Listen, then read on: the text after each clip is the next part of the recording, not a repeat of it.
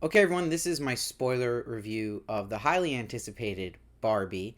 This was directed by Greta Gerwig and written by Greta Gerwig and Noah Baumbach. When I saw the teaser trailer for Barbie and I saw it was referencing 2001 A Space Odyssey, that gave me so much confidence about how good this film could possibly be. Besides the fact that Greta Gerwig was behind it, because I'm a huge fan of Greta Gerwig as well, especially Lady Bird, and I'm a huge fan of Space Odyssey. So I was happy to see in this film that wasn't just made for a trailer, that was actually in the film, the Space Odyssey sequence. And I think that's so important because this film takes a lot of inspiration from that film and the themes of that film. And what that film means to me is it's a feeling you have, right? There's a part of A Space Odyssey, if you haven't seen it, go see it, especially if you like Barbie. But that it's about us as humans being imperfect and that's okay. And I still got that in Barbie by the end. That's what I took a lot. The biggest session that touched me from this film was that.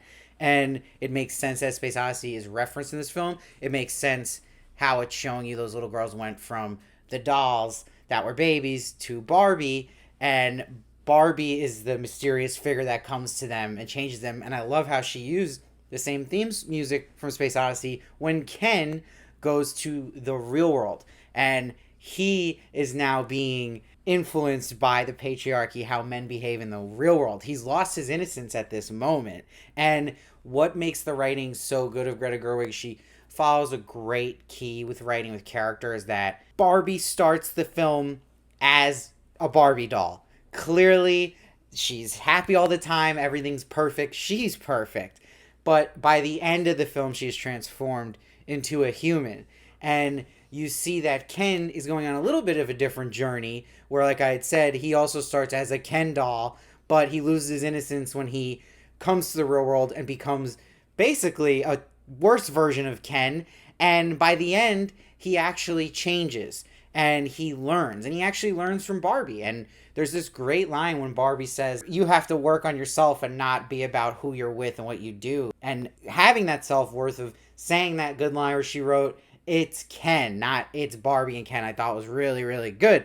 But what I love about that is that the whole film to me is about blending that theme with themes about feminism, and that we also, as humans, but in particular in this story, with the woman in the story, that they have to also stop being hard on themselves and other women and people in general in society needs to stop having these high expectations of women that they already put on themselves but other people put on them. And that's shown through the speech that America Ferrera's character does, that, by the way, in a full theater got claps from the whole theater. I have not experienced that in a film in a long time. So again, that shows you how effective this movie was to people and their emotions and what they're feeling and how it's working and it's earned. But because Greta Gerwig, as a writer with Noah Baumbach, knows so well how to start a character's journey and follow that golden rule that really works, like that they at least change by the end, that happens with Ken and it happens with Barbie in this film. So that to me is already such a win in the sense of writing for a movie like this. And what made me a little nervous about going into Barbie was that it was Greta Gerwig doing a big product, right? And what I love about this film that I can't remember in recent time was this good at not selling out and making it still feel like a Greta Gerwig film. Sure, it has a big brand on it, but I don't feel like she ever lost herself or anything that felt like, okay, that was to sell toys. That was not what this is about. This is a Greta Gerwig film with just a little Barbie rapping on it, which I thought was great. Now, that goes also to the casting, which was excellent because Margot Robbie is the perfect Barbie. And I mean, you watch Ryan Gosling as Ken, you're just thinking the whole time, like, could there have been a better Ken? I don't think it's possible. And he really goes like 150% in this film, and him breaking out in song, I did not expect. I thought he was great. I thought Margot Robbie was great. And Margot Robbie still is one of the best at acting with her face. She's great at it. And speaking of Margot Robbie and the humor in this film, my favorite moment of this film was actually the meta humor that goes throughout this movie. But one of the best standout moments was Helen Mirren as the narrator when she says it was miscast. As I'm saying, the casting was great, but it's a miscast to have Margot Robbie as someone who isn't feeling beautiful. I thought that was really probably got the hardest laugh in the theater, and I thought was the funniest moment of the film. And that's a props too that Noah Baumbach and Greta Gerwig do such a good job at blending humor and knowing when to change the beat and make it serious and not feel forced. I feel like the whole thing flowed really well. And you're only going to have humor go up and be more effective just having Will Ferrell on the screen playing the CEO of Mattel to feed into the meta humor of Mattel, who creates Barbie, which I thought was great. But anytime I see Will Ferrell in anything, he makes me laugh. So again, I think he just kills it. And little moments too, like him trying to jump over the cubicle for some reason when they were going after Barbie was great. And of course, the production design, the costumes off the wall, and you really feel like you're in this Barbie toyland, and it never breaks those feelings of a Barbie movie somehow too in a Greta Gerwig film, which is very impressive, and it stays by the rules.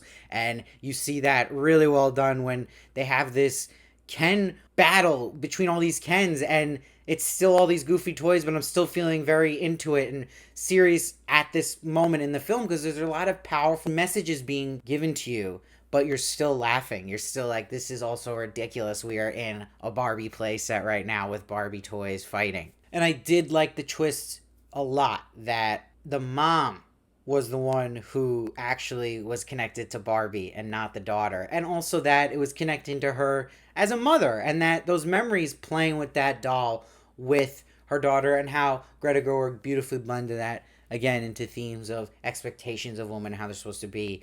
So I thought that was really clever writing. And when you go to that last scene, which I thought was so powerful, and that's a lot props to Ray Perlman, who played the creator of Barbie, Ruth Handler. She has that moment with Barbie when Barbie's fully transforming now after all the faults she's seen in humans and becoming a human, and she's seeing all these moments as a Barbie toy through Barbie's eyes, but is now processing the human emotions and taking them in, and how they feel joy, how they feel sadness, and that it's embracing humanity in that way. And that it reminds me so much of 2001: Space Odyssey's final scenes and hitting that theme home again about imperfection of humans, and that's what we all are and deal with, and that's okay. It's acceptance of it. So I think to me the film spoke a lot about that. So I was really impressed at how much she pulled it off here, Greta Gerwig, and I'm praising this film a lot. I really loved this film, and I already had sky high expectations. You had all this promotion with Margot Robbie dressing as all the Barbies, so you're thinking, oh, this is almost dooming itself because everything happening before it was going really well. But I think it lived up to that hype. The only two things I would say, as much as I love that final scene of Ruth Handler and Barbie together, I do think the music that came in was a little too heavy-handed and cheesy and kind of ruined the moment a bit for me, but not enough that it like ruined the scene.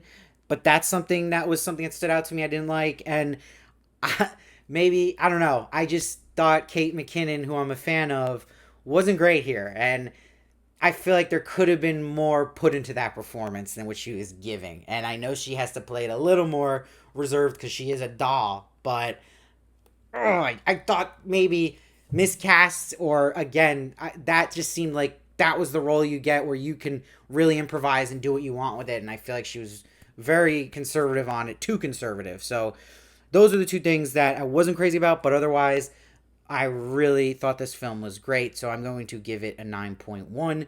I'm very curious what you guys thought about this film. I'm also curious if you saw this with your daughter or the younger audience, because there was a lot of younger audience at this film for me, but it still felt like a very adult movie, a very heavy themes and things that maybe would go over a child's head. So I'm curious if they were just going to see this as a Barbie film. Did they like it? You know, that's going to be interesting because it's going to make a lot of money. A lot of people are going to see it. So I think a lot of people have different opinions on it, and that's good, right? But for me, as someone who just wants artists to do their best work always, and if they bring in a big brand like Barbie to still stay true to themselves, that's totally okay. And that's even more exciting to me if we can get good at that, right? That it's not always selling out or doing something for a big company or more money. It's staying true to your art, but hey, let's blend it with something people recognize so people actually see it and enjoy it. I thought it succeeded in all those ways, and I really don't have much bad to say about it. So let me know, again, what you guys thought. I'd love to hear your thoughts. I read every comment. I try to respond as many as I can. Please subscribe. It helps in so many ways. You have no idea. And please follow me at Steve Varley Show on Twitter, Instagram, and TikTok for more of me. And I'll see you next time.